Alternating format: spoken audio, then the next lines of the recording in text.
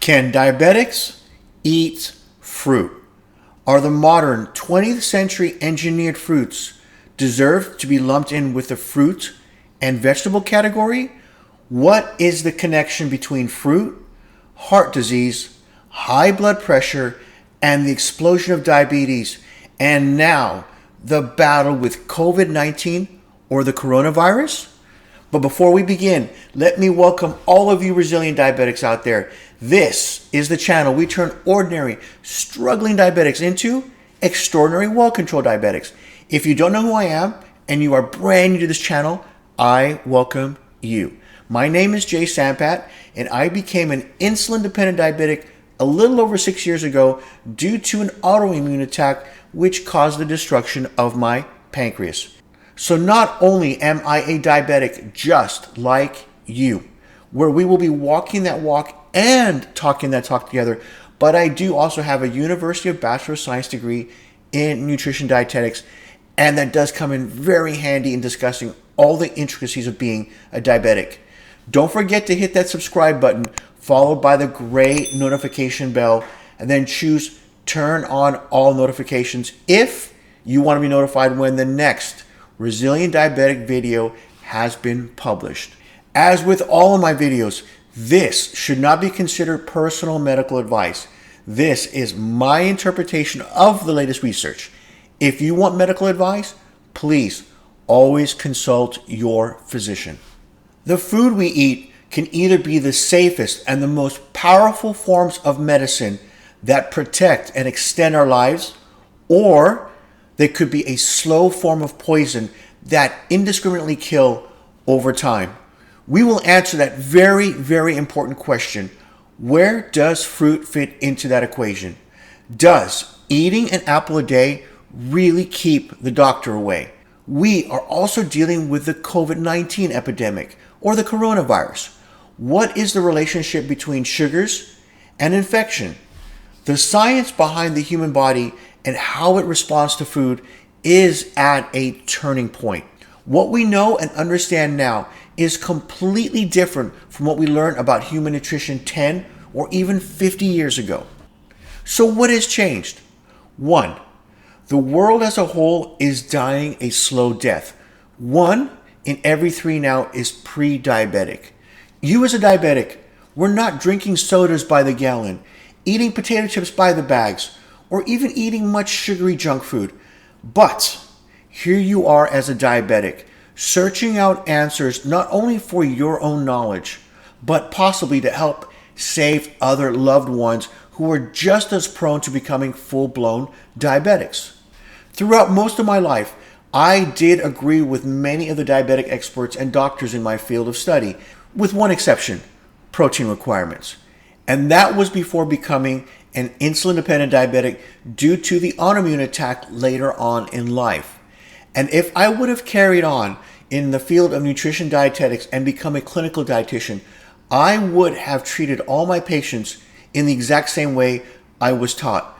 But it was not until I had to walk the walk as a diabetic did I truly understand that many of the concepts were completely and utterly wrong. Things just did not add up.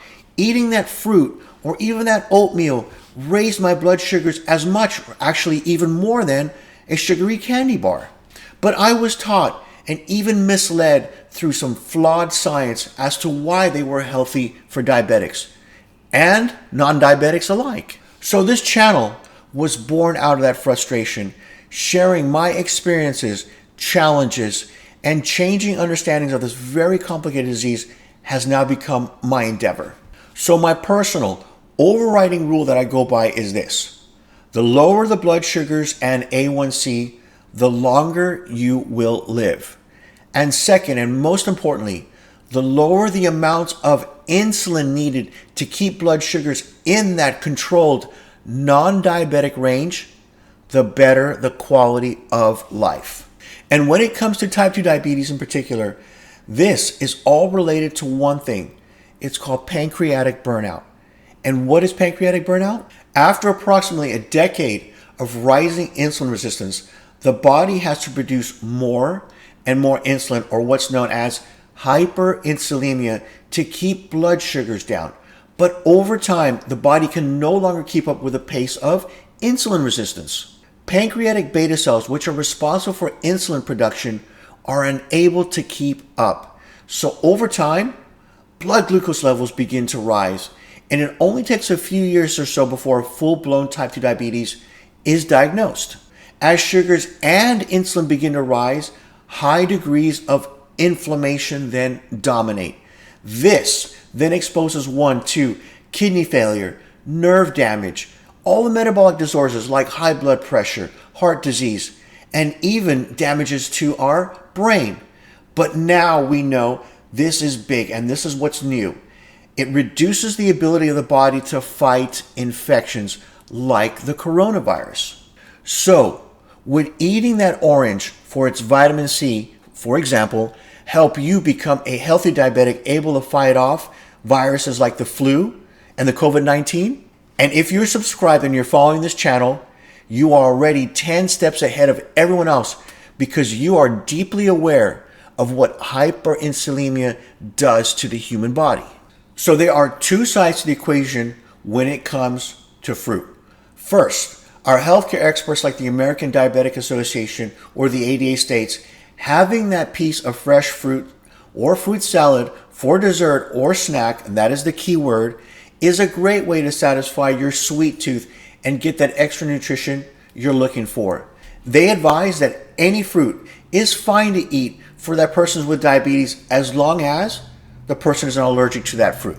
So their stance is fruit is not off limits if you have type 1 or type 2 diabetes. According to them, it's just got too much good things going for it, such as the fiber, the nutrients, as well as the natural sweetness. And what you will discover is how natural that sweetness really is.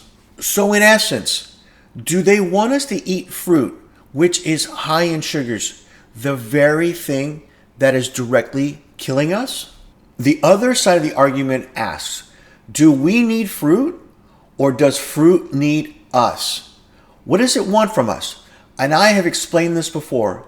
Fruit needs us animals to eat it and then spread its seed when it's ripe. This is how the plant survives. Meaning, fruit was only available during certain times of the year.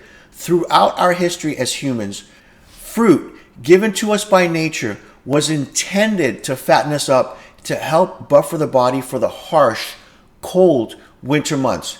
It was never, ever prior to our modern society overconsumed and continually eaten on a daily basis. Why? Fruit is designed by nature for us to enjoy, to indulge in. It is truly nature's candy bar. I will emphasize this very important point. The design of fruit is to make us hungry and to want to eat more. So that seed gets spread even further. The more you eat, the fatter you get. All thanks to the secretion of insulin. This was the natural cycle of life. And as diabetics, we have to account for not only the higher blood sugars it brings, but the hunger, especially the need to want to eat more carbohydrates a few hours after. Knowing this, is fruit still healthy and deserves to be lumped into the fruit and vegetable category? Or is it basically nothing more than a glorified candy bar? In the previous episode, How Much Fiber Do Diabetics Need?, I discussed not only the flawed science behind the fiber recommendations, but also touched on the genetic changes done to modern wheat, which has essentially made it even worse than its original form. Could the same disadvantages be true for fruit? Does modern fruit still even belong in the category of natural foods? Or is it more like a sort of processed food that we've over-engineered? We have bred fruit to feed the masses. It has to be bigger, and this is critical. It's got to be sweeter, with more sugars, seedless, and uniform in appearance so it looks beautiful, bright, enticing on that grocery store shelf. One has to remember, to keep that perfect row of shiny green apples, the fruit also is covered with wax or is given other cosmetic treatments. This long process of selective breeding has removed the fruit far from its original state. We have genetically engineered our fruits to suit one thing: our taste buds. So how do modern fruits compare to wild fruits? They would be much smaller, difficult to get, and comparatively less juicy than their modern equivalents. If you were ever lucky enough to come across a patch of, say, wild blueberries, you will notice they are much, much smaller than the grocery store equivalents, and they taste much more acidic. And most importantly, they are quite labor intensive to pick. So let me give you a few examples of how fruits, and vegetables for that matter, have changed over time so you get an idea. The first one is a detail painting from the 17th century which depicts a watermelon. And if you've noticed, it looks strikingly different from the modern melons. The second is actually a wild banana. The hybrid we have now has a handle and a peelable covering with, of course, substantially much more sugar and is sweeter. The third is a great example. What do you think this could be? And I'll give you a few seconds to think about it. Does it resemble anything we may eat today? That, my friends, was the wild carrots that our ancestors would have found. What about the nutritional component of modern fruits? Thanks to modern cold storage and transportation in refrigerated trailers, we can transport fruit across the continent so it can be available year-round. But in order to satisfy the masses, you have to pick it when it's still green and let it ripen on the way. You then have to account for the effects on the nutritional value and the taste of the fruits. Picking fruit while it's still green means that it has less time to absorb all the nutrients from the soil. On top of that, as I've mentioned, many fruits are also chemically treated to control the ripening process. This only causes cosmetic ripening, not an increase in the product's nutrition. What do we as diabetics have to account for? Thanks to the modern engineering, the range of fruits and vegetables have become sweeter, which means more sugars. We as humans have evolved to be weary of bitter fruits because that is associated with the taste of poison. But what we have failed to realize is that in making these fruits and vegetables sweeter, it has come at the expense of those bitter compounds, which are known as phytonutrients. Those are actually critical for health.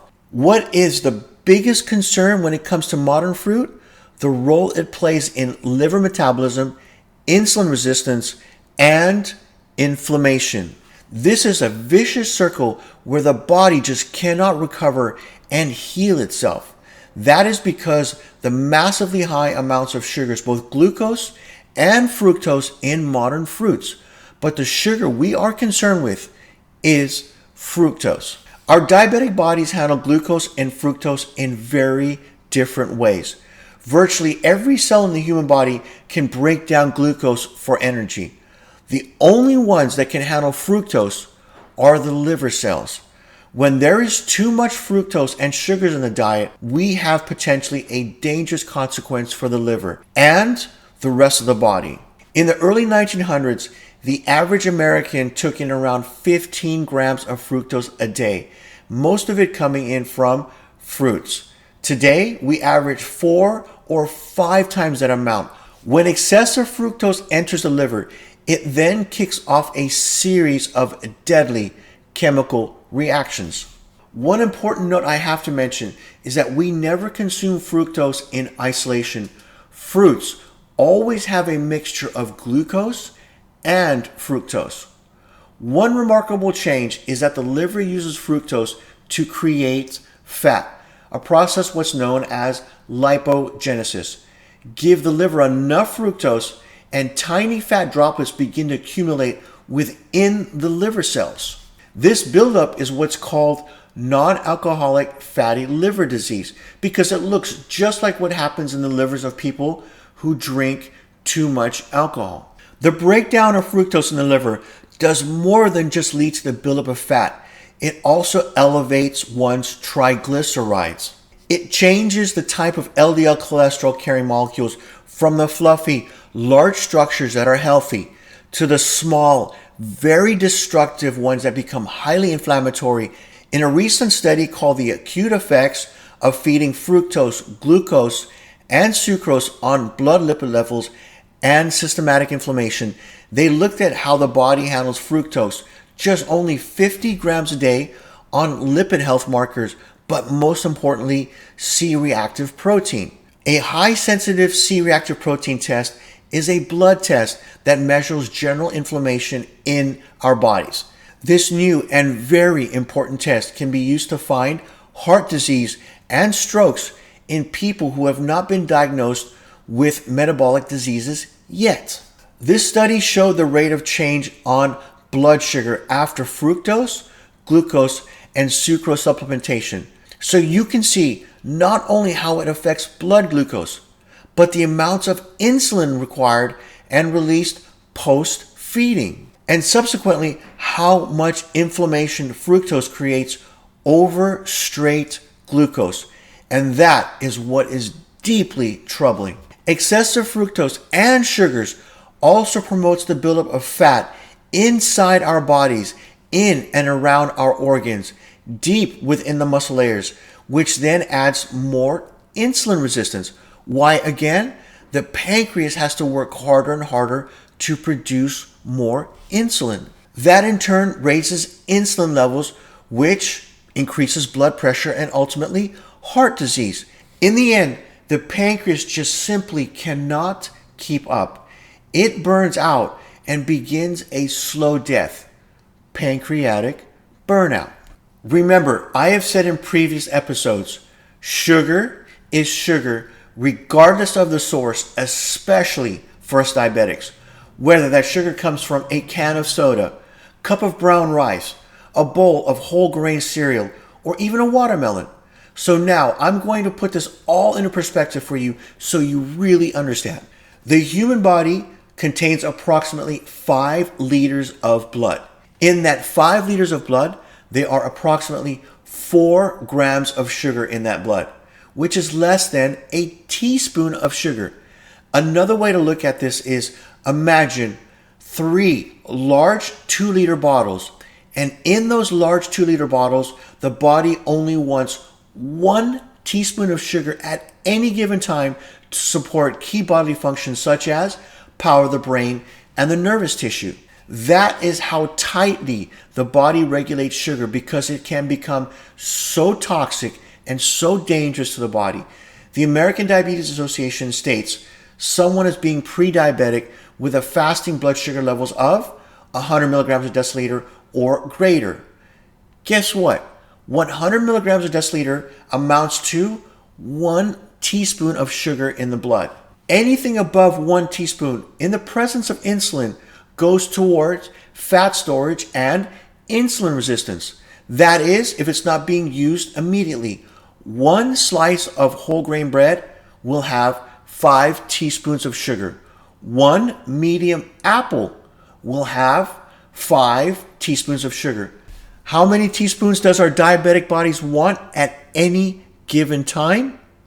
1 teaspoon of sugar.